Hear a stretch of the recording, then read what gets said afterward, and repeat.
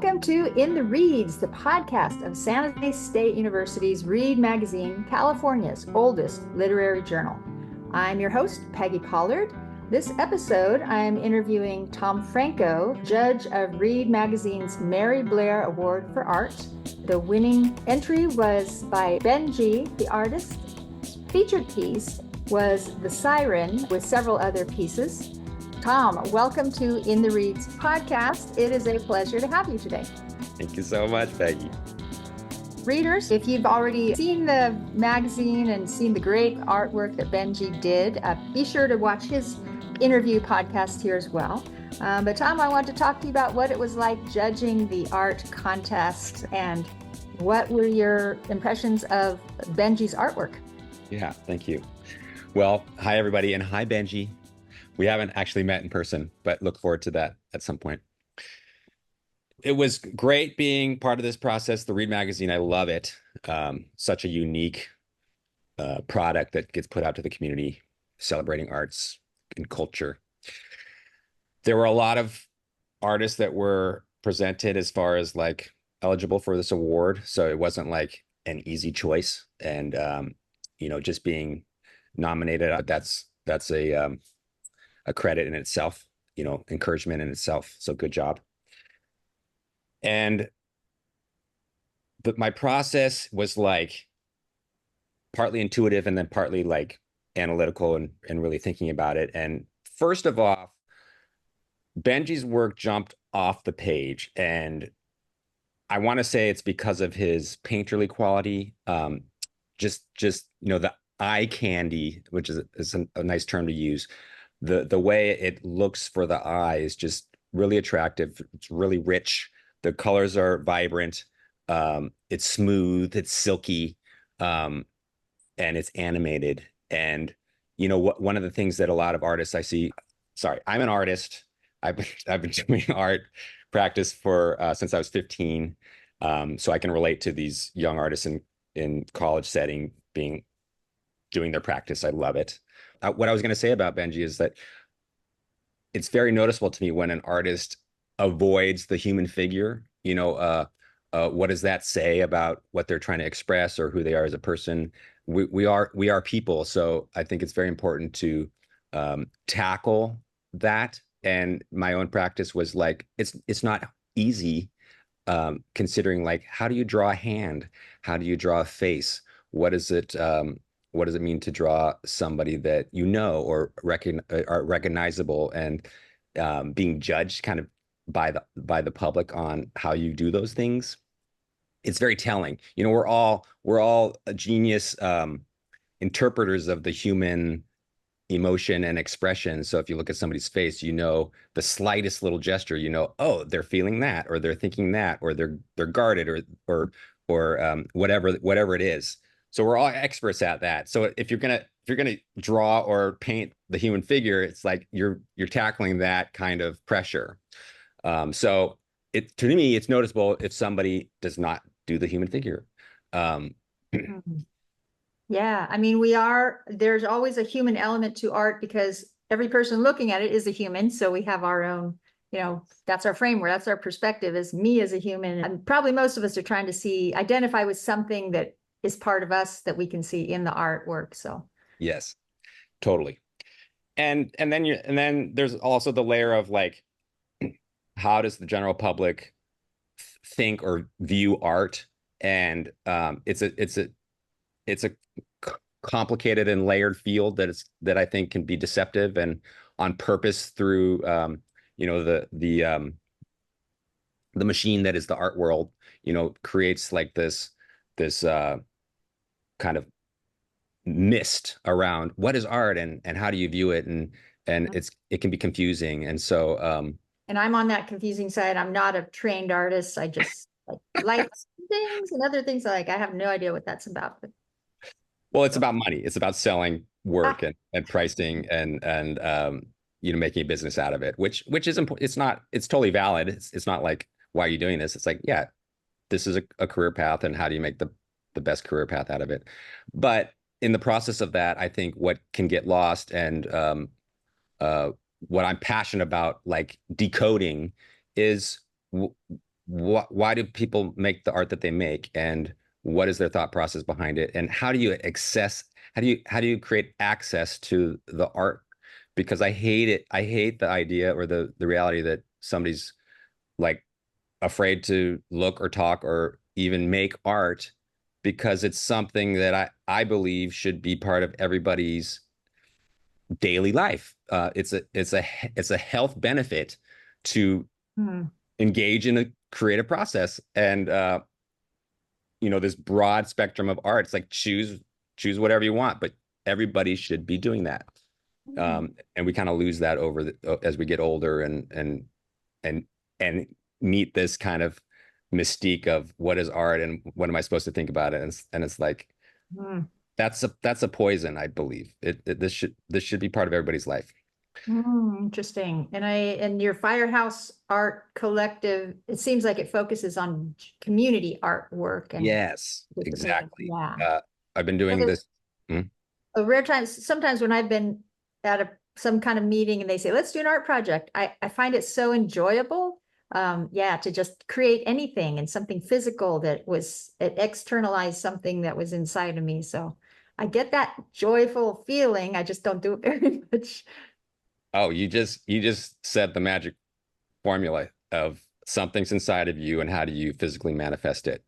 That skill alone, take away the idea of being an artist, but that skill alone in any field is such a valuable tool. And if mastered or, if practiced, becomes, I think, the bridge to uh, walking through life is if you can take whatever's inside of you, whatever it is, and Mm. then manifest it. Because then communication is clear. You're able to connect with other people. Well, first you're able to connect with yourself, what's going on with yourself, but then connect with other people, connect with your job, connect with your tasks. It's, I mean, this will sound kind of funny, but I ask myself, where does that lead? If that's such a valuable thing, where does that lead? And I've come to the realization that it leads to a psychic connection. Like it's building the psychic part of our brains, so that you can just have this feeling of knowing, oh, I should be doing this, or today this is where I'm going, or I need to say this to this person, or some kind of communication. And it's way faster, it's way more in the heart, it's friendlier, than it's sorry, less clumsy. Um, so it's like it leads to this feeling of I'm in the right place at the right time. Um, I'm a whole. I have this sense of being a whole person. That's where it leads. That's my interpretation. Wow. This is very cosmic and I feel big Santa Cruz vibes coming through here. Yeah. Yes, this is But then beautiful. you look at what people make as art, and it's like, well, yeah, that is the realm. We're going into this cosmic realm. You look at Benji's work, and it's like there's people there, but these are not ordinary people. This is not just somebody you see walking down the street. They're how do you say that? Anthropomorphized? Maybe that's the wrong word. Uh-huh. They're morphed into other objects. People with bird cages on their heads with Yeah. So that would be like the opposite of instead of somebody becoming a human, you're taking the humans and having become something else. I don't know the word for that. We'll it's make up it's a word. it's a lot. It's being very fluid with the communication, um, with the human experience, human emotions, and it's putting his own. And I think this is why this also jumps out of the page. It's his own visual language is strong. It carries over across however many paintings, 6, 7 paintings. Um, he has a language and he's exploring it. And sometimes it's not just a drawing, but like not just a written text language, but like on big canvases or decent sized canvases, um, which is a process in itself. It Mhm. shows commitment to the craft and to exploring what it means to be a painter and how to express visually. without words in this case. But it is cosmic. It is like letting the mind and the creative mind just explore, and where does it go? And that's a courageous thing to do, because does that become a darkness? Is that a scary journey? Is what's inside of that creative mind? And to go a little further into what I saw in Benji's work. So at first I was drawn to it, but then the second beat was, I don't know, this does look a little dark and scary, and I'm not sure I'm I can get behind it as far as like the winner, the chosen artist, because of the content. And so I put it to the side and I looked at everybody else's, and I was kind of going through a similar process with everybody else. And I came back to it, and I had to really sit with it. It's like, what is being said here, and what is this language telling me? And by putting a cage on somebody's head, or let's say a house without windows, or a big heavy house with weird stuff coming out of it that looks like a burden, or no head, and oh, actually this looks like another cage, but you just can't see the top of it. It looked a little negative, like dark. Well, the And scary, yeah, scary. Like, and the smoker too. The fold out one was the very dystopic, puffing a bunch of cigarettes. Right. Feeling of isolated. The colors lend to that feeling as well. Yeah. And so, and there's a skull floating in this kind of abstract, Oh yeah, physical space, almost like a building or something. Yeah, the more you look at it, the more you see in it. It's exactly. Yeah, the more you look, the more you see, which I think is also a great quality. It's not just a one-hit message. You can look at it for a while and keep getting things out of it. But so are these people lost? Are they confused? Or are they tortured? Are they depressed? And then I was like, no, I don't think they are. I think this is a part, and I think everything else influenced me about this, as far as the colors and the strokes and the attention to. I just feel like he enjoys moving the paint around. Like there's a very positive feeling about that, like a meditative, kind of a blissful enjoyment of working with the paint. And there are some little light gestures amongst that too, like the birds are not stuck in the cage, they're flying around, which is very telling. So there's these hints of this is a not necessarily a safe place, but a digested place, like a contemplative place, which as a viewer, I want the artist to have done that work. I don't want to be having to make meaning out of something that the artist hasn't made meaning out of. I want to be treated to a full story. I want the conclusion of the story. I mean, mostly, this is not 100% across the board, but mostly I want to say, oh, this is a complete story. This artist has done their homework and they've gone through this process. So I can enjoy it. And I don't have to like walk away feeling all tense and cringy. And it's like, oh, it was a good story.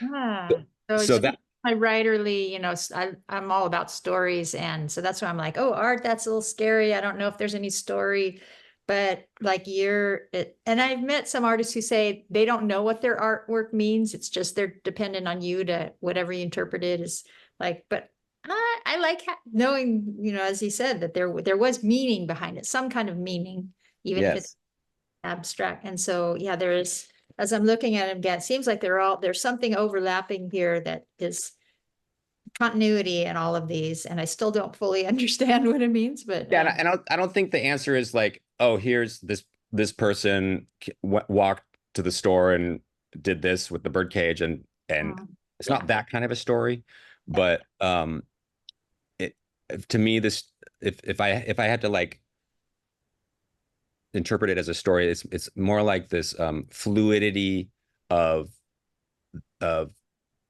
human condition, like, Mhm. oh, what does it mean if I put a bird cage on somebody's head? And it's like that's a great question. And how many people are going to actually not just think that, but do it and see what it looks like and see how it feels. And then as part of the job of the painter is to then make the decisions along the way of making the painting of like, oh, well, I should make this dress or this almost like a kimono um, on the Siren painting, like in this hyper lit up. It's full of light. It's Yeah. like it's not dark. Like it might be in a dark atmosphere, but maybe that's because it's inside the the geography of the inner mind or the inner soul. Mhm. And but within that darkness, this figure is full of light. Mm. And so that's a decision. You Mhm. know, Ben, this is my interpretation. Benji made the decision. Oh, I'm going to do this fun figure, this very expressive figure posture, but I'm going to put a bird cage on it. Okay, that's the starting point. But then you make these decisions of, oh, it's full of light in this dark atmosphere, and then look, oh, I do have it is a bird cage, but the birds are free and they're also full of light. So it's like messengers of light. But I think the birds are become one and the same of this person. And so they are that it's I would describe it as like this ability to fly, you know, outer body experience, almost like fly and explore whatever realms you want. Maybe that's as an artist, maybe that's just as a maybe there is some hidden meaning here that we're not supposed to know. And I think that's okay. In this painting, it's like you don't need to know every detail unless Benji's telling you. But in this case, he's not. He didn't write a statement that said this is exactly what it's about. Mhm. So that's fine. Um, and then the last major thing in this painting is this uh, ephemeral shape inside of the birdcage, which I want to say is a bow, like a fabric bow, but then it's like it's not really, and it's almost got like maybe it's a tree or like a branch. Look at that. It looks could be a branch growing out of it, and Yeah. then some kind of flower or petals Uh-huh. blooming. Kind I'm of just like a plant that's or it's smoky, so it's yeah, it has kind of organic shapes to it, but it's not real defined. I'm Oh. just realizing this now. I'm seeing it now as a branch with plant growth Mm. blooming out of it. And yeah, it's smoky, so it's ephemeral. Um, Yeah. it's mysterious. Yeah. Um, so I mean, what do you make of that? Like uh it's not dead. Something alive. It's Yeah. not decapitated. Spiritual almost because it's like it's the presence, you can barely see it. So to me, that has a spiritual feeling. Like Yes. supposed to know that it's there, but we're not meant to see it clearly. Yes. So, then I have to think how old is Benji in college? So, not older than 21, let's say. I'm just guessing, and by his photo.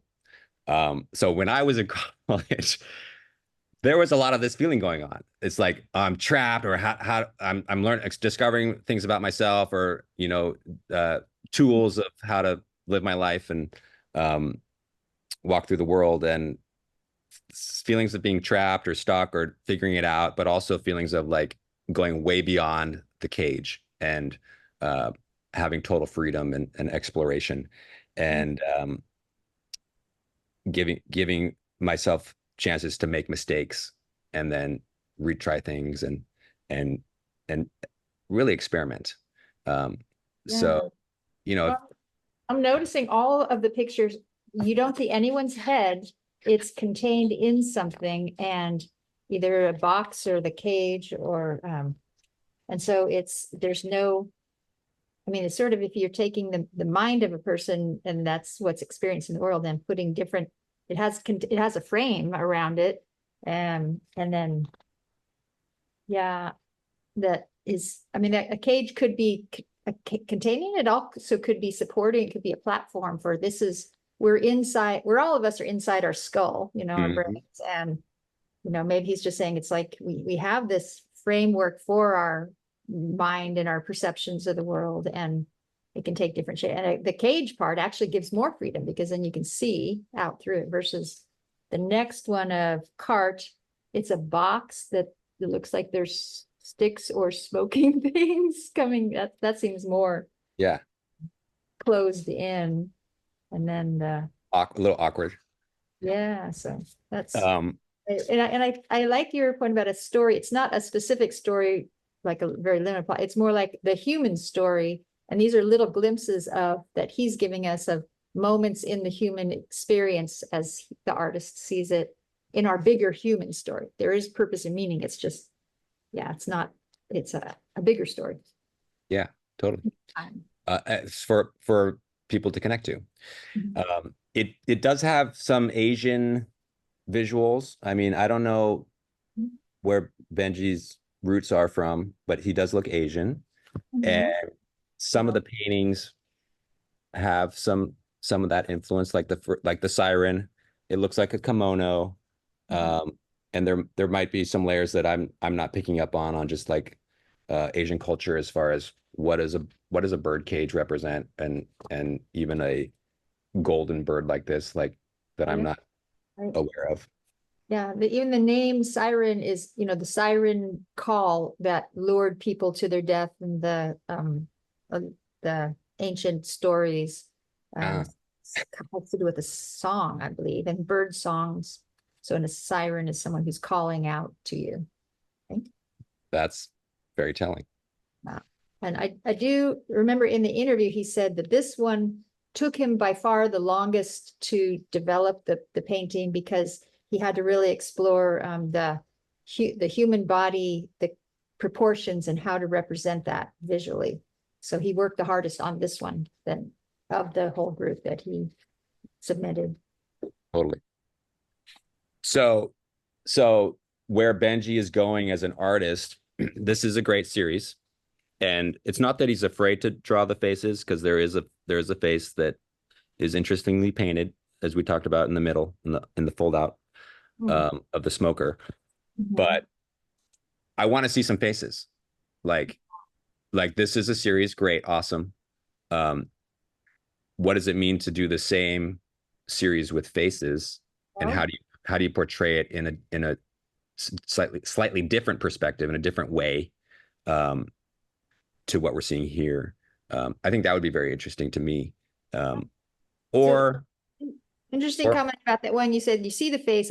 My impression was it looks like a helmet, actually, like the face is covered. But I mean, that's just my opinion. But like he's wearing a mask almost. Yeah. Although, of course, maybe that is the face of that character. Maybe it's a robot. I don't know. Oh, that's interesting. Like it's intentionally a fake face. Smoking a cigarette. So I guess, could robots smoke too? But maybe it's the human face. Maybe humans in his story it's a different kind of human. That's funny. That's really funny.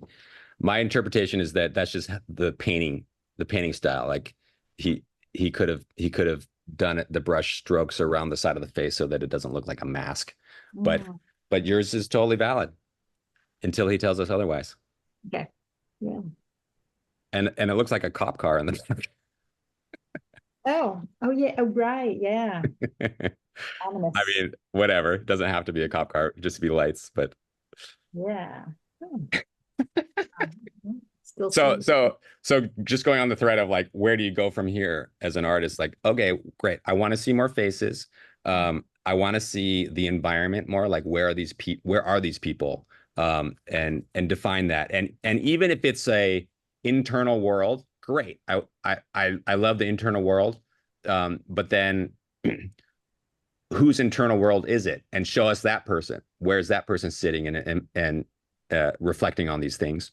Or if you don't want to go that direction, go strong in the fantasy direction of, okay, the internal world, that's what we're looking at. What's the scope of it? And um, what is this character, what is their life like? What do they do in that world, and how does it function, and what are the nuances of it? And that's a whole rich area.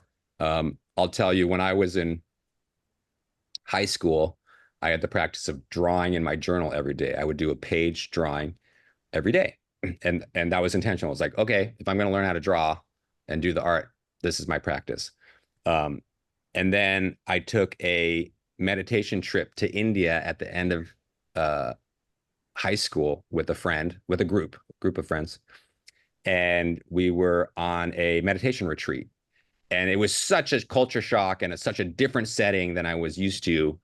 My drawings, suddenly there was a drawing that was not based on what I was looking at, not sitting there and drawing the room and the people in the room, but it was completely from an internal perspective, like these. Wow. And once I did that, I never went back. I never fully went back to like, oh, let me just draw the room. I mean, of course, I would do that, but the exciting part was like, no, what's inside? What's happening inside? It was way more exciting. And the external drawing practice was just the tool so that I could manifest better what was going on inside. Mm-hmm. Wow. That's And now I do it with sculpture. So it's like physical objects that are from the world that we interact with. Everybody knows some of these objects. They're familiar to us, but then I reposition them together and make these mini worlds in 3D that have characters, and they're doing things and living their life or whatever, dioramas even sometimes, and then fully paint them, so that it's an internal experience, an internal fantasy, not just fantasy, but internal world made out of external objects. So it's this fun dichotomy of inner and outer. Mm-hmm.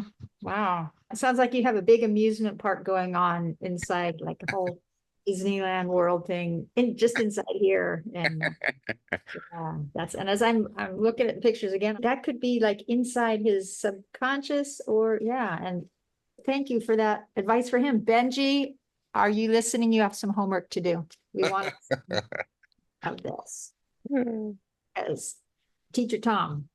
Yeah, that's fantastic. Huh. May I ask, I noticed that you graduated from UC Santa Cruz, so art program. Yeah, how was that as far as your My own experience in the art program at UC Santa Cruz was great. I went there because first of all, it was so beautiful. At that time, I don't know what it is now, but it was judged the most beautiful campus in the country. It's still the most beautiful campus. That's not changed. Gotten better, I bet. I bet it has to, yeah. And the art, I knew I wanted to be an artist since 15. It was like my saving grace. Probably definitely kept me out of a lot of trouble. And the program it's not an art school, but they have an art degree. And I went there because of the atmosphere and the town. I love the area. Yeah. And when I toured, they had a new welding department. So I'm a sculptor, and this was something I had never done before, and thought, oh my gosh, this could be incredible as far as experimenting with metal sculpture and assembling. I do a lot of found object things, so like finding random metals and creating creatures, figures, just like BENJI. Part of the community building for me, developing these art studio spaces that people have outside of school. We do events, we do art shows, open studios. We offer space for retail businesses. We've done a few cafes that have been successful. Mm-hmm. And I don't run them. I offer space, so other people run them. Mm-hmm. And This is your Firehouse Collective. Firehouse Art Collective, yeah. Which is, and that's firehouseartcollective.com. If people Mm-hmm. want to look into it, I've Yeah. looked at the website, all kinds of cool stuff there. Multiple locations, mostly East Bay, but we're expanding to Reno and to soon to be LA. And we a group of us go around the country doing art projects in public settings. So we're getting into this area of community building, collaborating as an artist.